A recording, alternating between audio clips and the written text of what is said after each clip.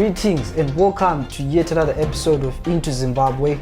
My name is Liam Kaninga and I'm your host. This week we will be discussing and unpacking the history as well as the implications surrounding the reconstitution of the National Youth Service. To interrogate this topic today, I'm joined by the National Secretary General of the Zimbabwe National Students Union, a law student at the Midland State University. His name is Tapiwanashe Chiriga. Tapiwa, welcome to the show. It's good to be here. How are you? Now let's get into a deep background of what really is the National Youth Service, where it came from, and how it came out to be. In the early 2000s, the then Minister of Youth and Employment, Bodagezi, went on to constitute a national institution which was meant to groom, train, and indoctrinate young people so that they serve as patriotic, disciplined, and hardworking citizens.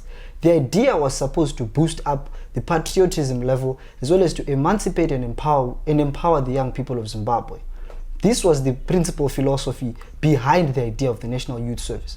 But the Green Bombers, as they are affectionately known, or as they are dreadly known by the citizens, were then used by ZANU-PF as a private state-sponsored militia which initiated electoral terror in 2008 and 2005, and as well as known to advance the cause and agenda of ZANU-PF. The training modules they initiated, according to oral traditions, is that they are mainly inspired by the doctrines and ideology of the Zimbabwe National Union Patriotic Front, ZANU-PF today. So in and of itself, the reconstitution by cabinet of the National Youth Service this year has spurred up a lot of conversation and debate in the civic as well as the political spaces of Zimbabwe, with some noting the memories, the ugly memories and the deadly history that surrounds the National Youth Service. To get into today's business, let's cut straight to it. The National Youth Service. What is your perception as a citizen of Zimbabwe as well as a leader in the civil society around the National Youth Service? Of course, as a human being, as a sane human being in this country, and as a citizen who has been around for 24 years on this earth, and particularly in Zimbabwe, I would feel that the proposed reintroduction of the National Youth Service, it is in itself evocative of the ugly memories of our dark past as a nation. I believe that before we can even think of reintroducing that very ugly vehicle of violence and intimidation, we need to get our business done with the National Peace and Reconciliation Commission first and find justice for the victims of the same Green Bombers before. Okay, so you are saying this itself is negative on the basis of what has been done before, and you feel that it has to be reconstituted only and until that there are peace and reconciliatory processes that have been done by the Zimbabwe Human Rights Commission. But if we are to look at procedural proprieties, we look at Section 20 of the Constitution, which says that the government has a mandate to take all practical means necessary to empower youth. And remember that they are doing this to create citizens eligible for employment, and government is the biggest employer. So is that not itself a concession that has to be made? Liam, we are living in a country that is 41 years old. Last week we celebrated 41 years of existence as Zimbabwe from Rhodesia. Yes. And we have had beautiful words before. Yes. Every time someone wanted to introduce anything, they said beautiful words. Things like tolerance, things like economic boom, economic recovery and reform. Yes. But there has not been anything in as far as the building of a nation is concerned from the country that Ian Smith left us. Yes. We have failed to transform Zimbabwe into a nation. And that failure to build a nation has led to toxic politics, has led to violence, has led to contested elections every other time we've had elections since 1980. It has also led to a situation where young people are abused as mere tools and stools in the political schemes. And most frequently, they have been used to perpetuate violence and perpetrate violence and intimidation, especially in the violent 2008 and unforgettable, dreadful 2008 election. Now, to get to your question, one cannot ignore the history of this country, particularly in as far as the National Youth Service is concerned, or the Bodagezi or Green Bomber, as they are dreadfully known, as you said. So for one to just think and wake up and say we are reintroducing them, it's an insult to the intelligence of the people of this country, particularly young people, for Minister Mutrangwa as Minister of Information, and of course she was saying what Minister Coventry had said to her, that they were reintroducing the National Youth Service to foster tolerance, to foster hard work. I mean, these are the same people who were idle in 2008. These are the same people who were very intolerant in 2008. These are the same people who killed people in 2008. More than 200 people who were opposition supporters died at the hands of those Bodagezi militias. And now for someone to come here and to make matters worse, they say that they have consulted the Minister of Defense. As far as everyone in this country knows, the youth, the young people of this country, they are in Malipati, they are in Gokwe, they are in Harare, they are in Ulawayo, they are in Masvingo, they are in Zaka, they are everywhere else, but certainly not housed at the Zimbabwe Defense House. So for someone to say that they have consulted the Zimbabwe Defense House or the Zimbabwean Defense Ministry as led by Opazupange Mchinguri, they say that they have had consultations, and from consulting the Minister of Defense, they have come to a conclusion that the young people in this country need a National Youth Service. It is an insult. Why am I saying that? It is because this is the same Zimbabwe Defense Forces that acted in collusion with the same National Youth Service. So the intentions become very clear. It shows that this is just a repeat of 2008 that we're facing, particularly in 2023. Okay, so in other words, you are looking from a futuristic perspective, where you are putting a spectacle up to the 2023 intended elections, and your special mention, like you said, the issues about consultation and stakeholder analysis. You said certainly the youth are not at the Ministry of Defense Forces. So what do you think had to be done alternatively, or isn't correctionally, to what you have just alluded to? You see, we actually thought for once we had a Minister of Youth in this country in the form of Dr. Kirsty Coventry. Yes. When she tried engaging youth organizations in as far as the coming in of the Youth Act is concerned, yes, which bill is not yet before Parliament as we speak. She's been promising it for a year. And you see, the same issue around the National Youth Service has been debated time and again in as far as its reintroduction is concerned, and how it should be governed by a Youth Act, which Youth Act should always be a product of consultation, consulting young people across the country, across the 10 provinces. Even in the diaspora, there's nothing that can stop the government from doing that. I mean, they're getting remittances from the diaspora. So they also should be consulting those people. So anything around the National Youth Service should only come through a proper consultative process that comes in a process where people are crafting the National Youth Act. So those public consultations that will come through the Parliamentary Portfolio Committee on Youth, they are the ones that should set the parameters as far as whether or not we need a National Youth Service now, if we seriously need it, whether or not they should act in a partisan way, whether or not they should be independent, and how they should operate.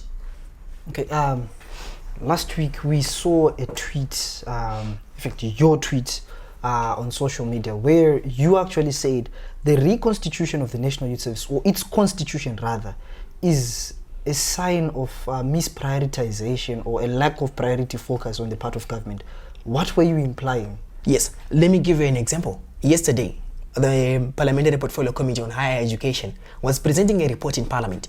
Yeah. They said most polytechnic institutions, most institutions of higher learning in Zimbabwe, most universities do not have adequate infrastructure. Some of them have infrastructure that is decades old. Some of them do not even have libraries. Some of them do have obsolete computers. So you see, we have a crisis in the education sector. We have a crisis in the health sector. We have a crisis where teachers and other civil servants are not adequately paid. They are demanding their October 2018 salaries because their salaries have been eroded. So it speaks to a lot of lack of direction and a poverty of thought, and maybe a deficiency even in leadership. Okay, so how do you intend, like you have drawn the economic borders, so we want to know where is the link really? Is it in terms of resources, or it's just rather by what the government chooses to focus on? That is what we are trying to understand, where you draw in the gap of priorities. You see, because there is a lack of a social contract between the citizens and the government, at a time when the government should be focusing on welfare, yes, they are already focusing on warfare. Like I said, the reconstitution of the National Youth Service has nothing to do with the people of Zimbabwe. It has everything to do with power retention politics of ZANU-PF particularly as a political party. I am so sure that 2 days after Minister Coventry and Minister Mtrangwa claimed that they had made consultations to that effect, they even said they wanted to foster nationalism and everything. What did the leader of this nation say? Mr. Mnangagwa. What did he say? He said that he was bringing back those green bombers so that they could uphold the principles of the party and the revolution. So this has nothing to do with Zimbabwe. This is something that is housed at Herbert Chitepo School of Ideology. So it speaks to a lack of priorities. Okay. So in other words, you are speaking of conflation of state and ruling party politics. So this is where we want to know what you think should then be done, principally not just by government, but by all non-state and both state actors in Zimbabwe today. Everyone in this country, opposition, ruling, civic society, even those who claim to be non-aligned, should be working towards the total reformation of our institutions. If we work towards the independence of our institutions, you will see that even the reintroduction of the National Youth Service will not be a problem for young people, because in itself, if the principles that are written down are followed, if the intention is to be followed to the letter, you will see that it will be independent from partisan interaction, and most probably the National Youth Service would be under the purview of the Zimbabwe Youth Council Board, which in itself will be independent and will not be playing to the gallery of a certain political party. Okay. So the other thing is, so should young people in Zimbabwe boycott the National Youth Service, or they should rather join in while we work on reforming it? Number one, the government of Zimbabwe must stop its plans in as far as the reintroduction of the National Youth Service is concerned. Number two, the young people of this country must boycott the National Youth Service for the simple reason that they will be used as cannon fodder in the electoral politics of 2023. But if it is to come, we also have to make sure that we demand, just like any other state institution that has the fiscal obligation to which Zimbabwe as a government has fiscal obligation towards, we also need to check on it to see if it is being used or if it is being utilized for the purposes for which it was intended. Okay, so in other words, you are saying this thing in its totality, young people should turn away from it. But we are also looking at the reality that this will be used as it's potentially going to be used as a criteria for employment, like for one to qualify for employment.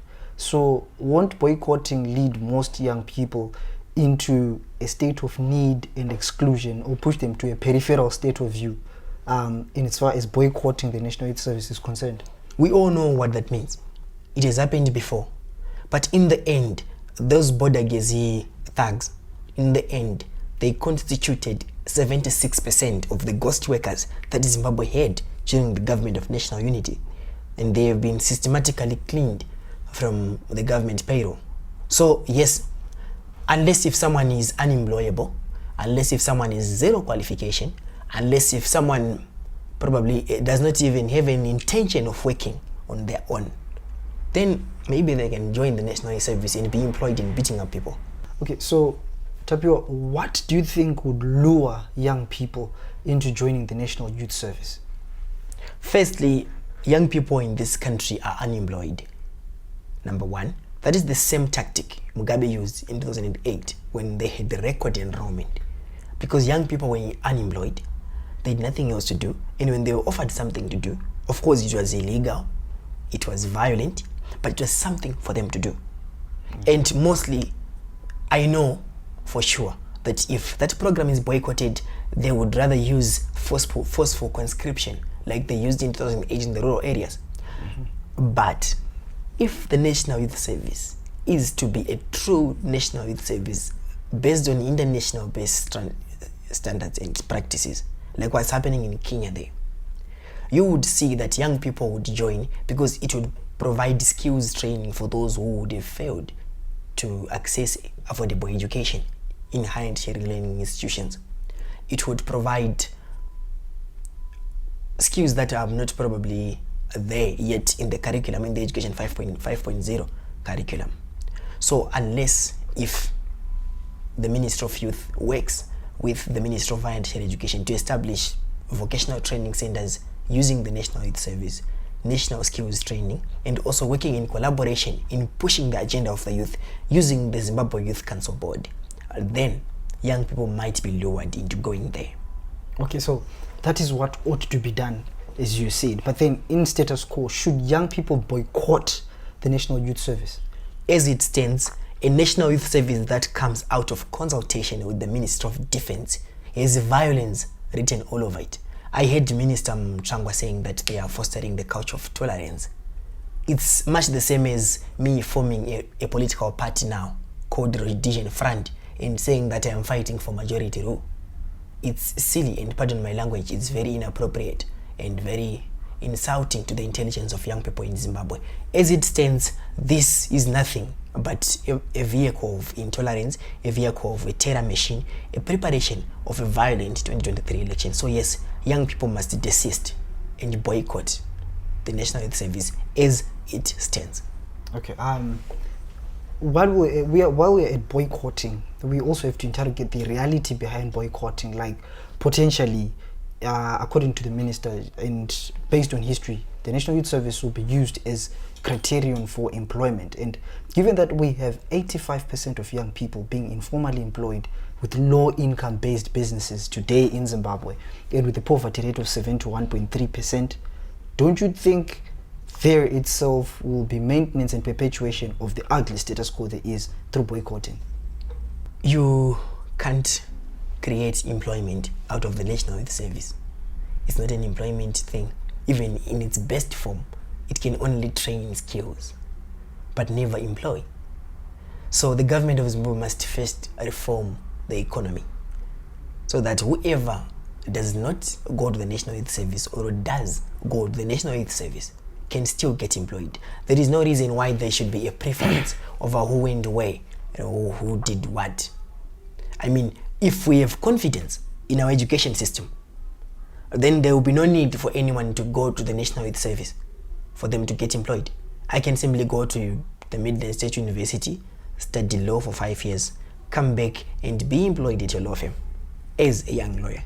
It does not need me to go and be trained into some funny ideologies of violence, terror, and intimidation somewhere else. It does not need me to do that.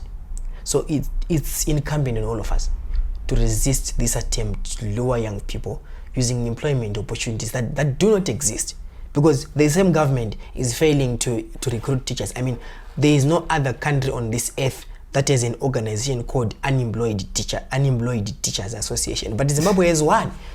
It speaks to how there's a serious lack of opportunity in as far as employing young graduates who are there already. So what makes you think that when the government has used more resources in training people, to indoctrinating them and teaching them violence, that they can suddenly open up the country by some miracle, that they can suddenly open up the country, open up the economy to create more jobs? No, there won't be any more jobs unless, of course, they will be employed to foster and lead the 2023 ZANU-PF campaign. Obviously, it means that you all know violence.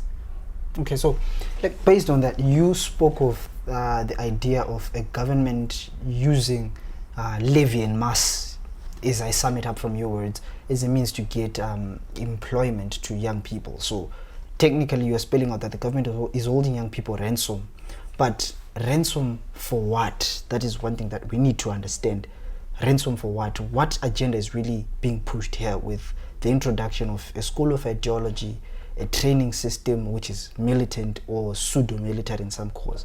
What is really the goal and the agenda? The government of Zimbabwe, and because of the conflation that exists between itself and the party that controls it, I would interrelate them, I would refer to them interchangeably.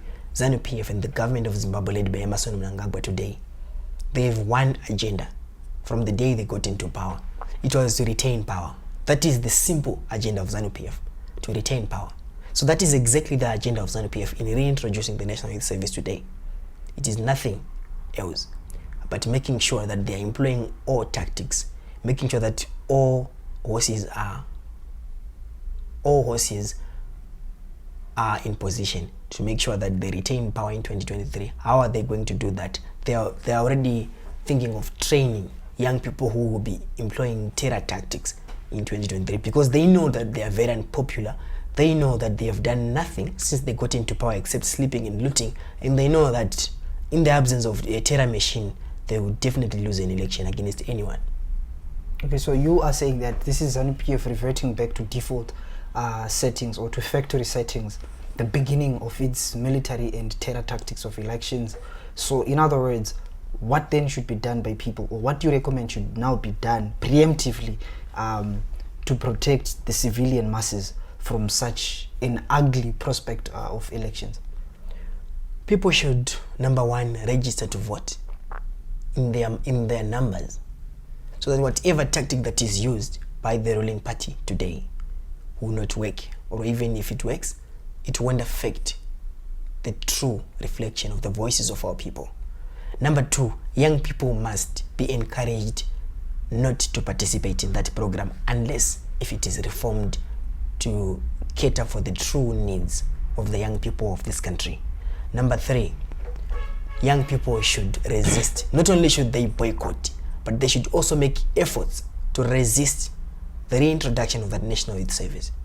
Okay, so we have spoken about what ought to be done vis-a-vis engagement with the masses, but we now want to know, as civic leadership or as leaders in the political space, what have you done so far in order to curb the potential harms of this of the reconstitution of National Youth Service? Have you tried engaging? Have you at least written something?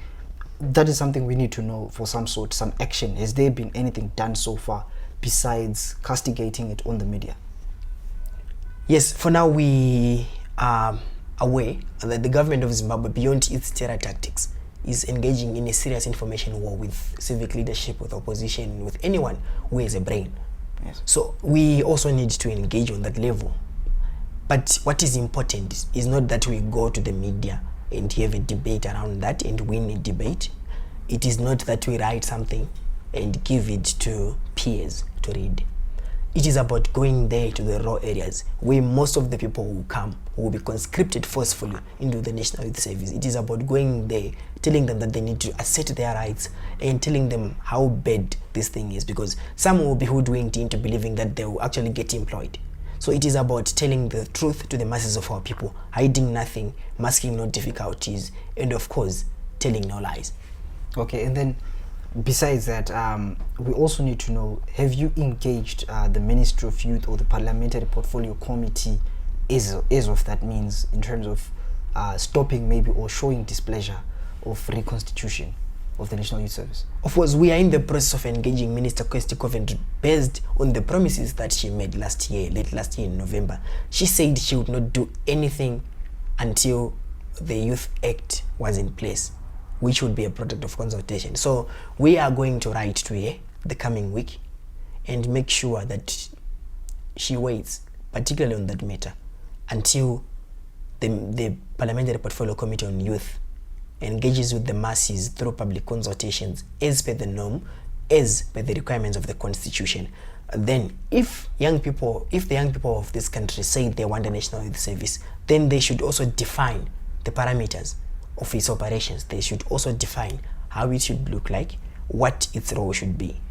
Okay, I'm going to ask you questions based on two political realities that exist in Zimbabwe, or in Zimbabwean political status quo today. The first one is, one, the government has been using, or allegedly has been using, COVID-19 as an excuse to skip certain protocols, where it is now ruling by decree using statutory instruments, as well as outlawing public consultations, right? Do you think really pursuing or pressuring for public consultation is a fruitful pursuit on that perspective? I would say yes and no. Okay, interesting. I would say yes and no. Number one, even the Constitutional Amendment Bill number 2, it is very unpopular. It is a serious attack on our democracy. But public consultations, piecemeal as they are, and are very exclusionary as they were done. What we need to do now is taking the fight to where ZANU-PF wants it.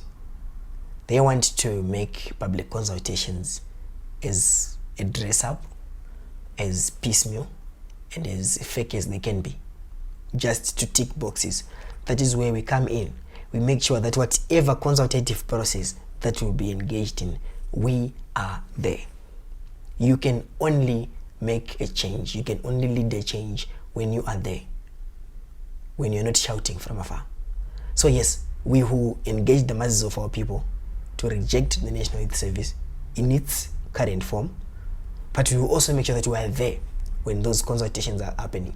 But then you see, I think you can see how unpopular the Amendment Bill number 2 was. Yeah, but how it got 191 votes in Parliament. So the whipping system and everything that it represents in Parliament, and also we have in Parliament newfound quack revolutionaries and fake Democrats and fake constitutionalists.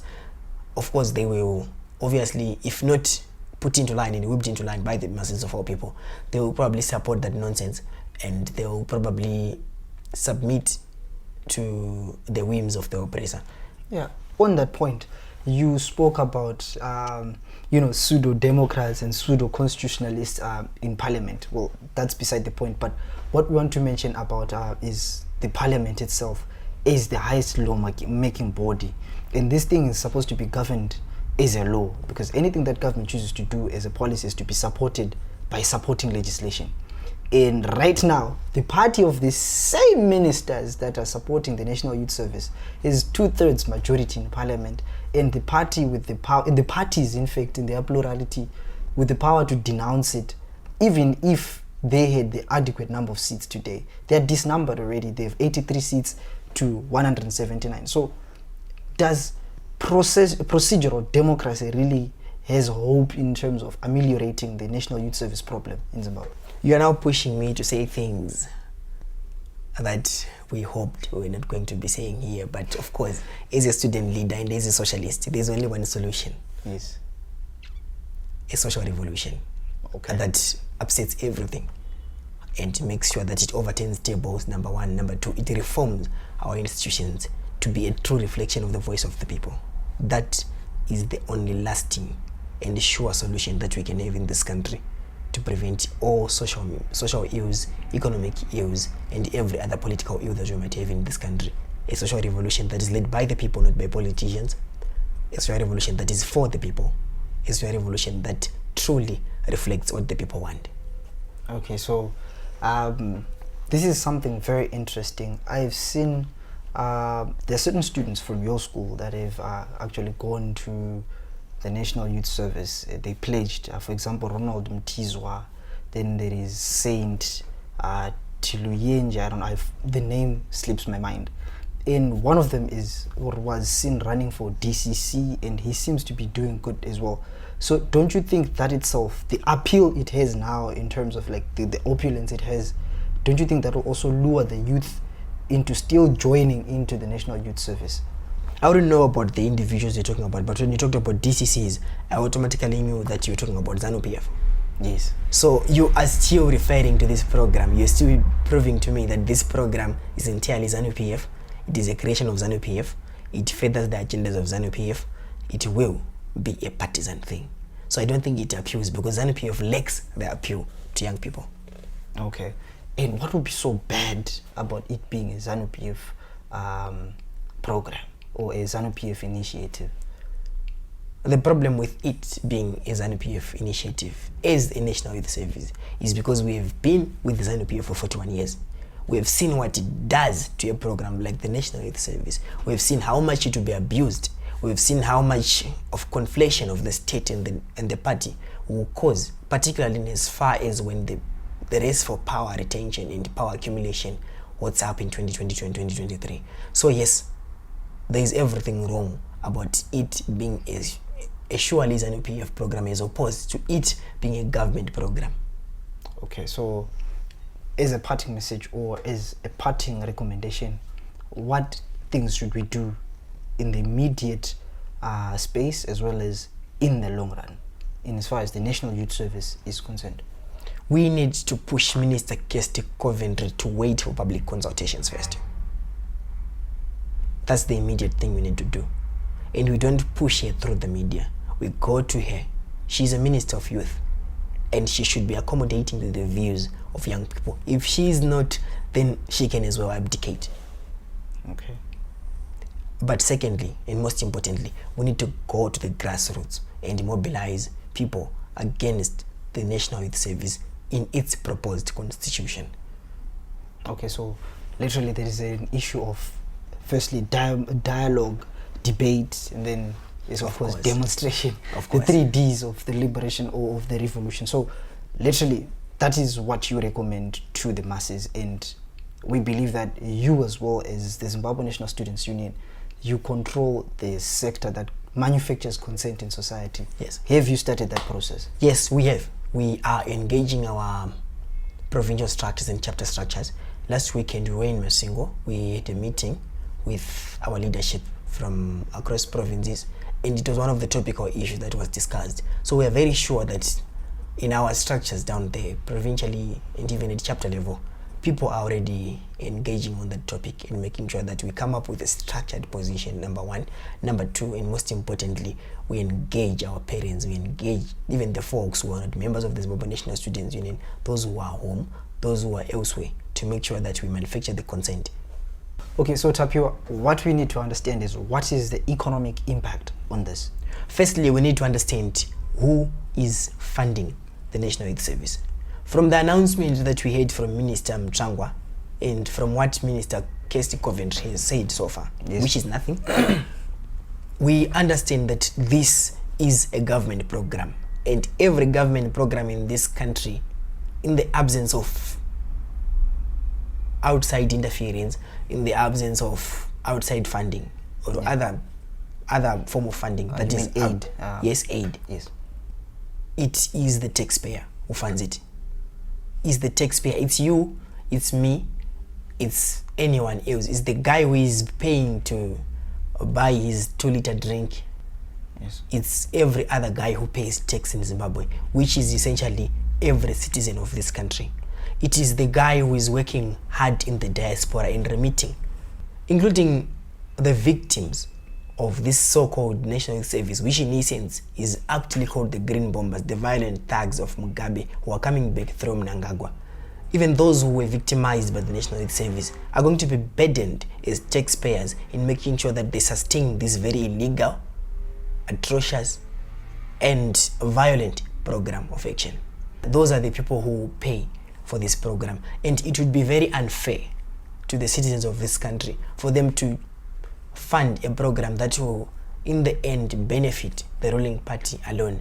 It would be very unfair for me as someone who does not support the ruling party today to fund something which I know for sure that it will, number one, benefit the ruling party in its power retention politics.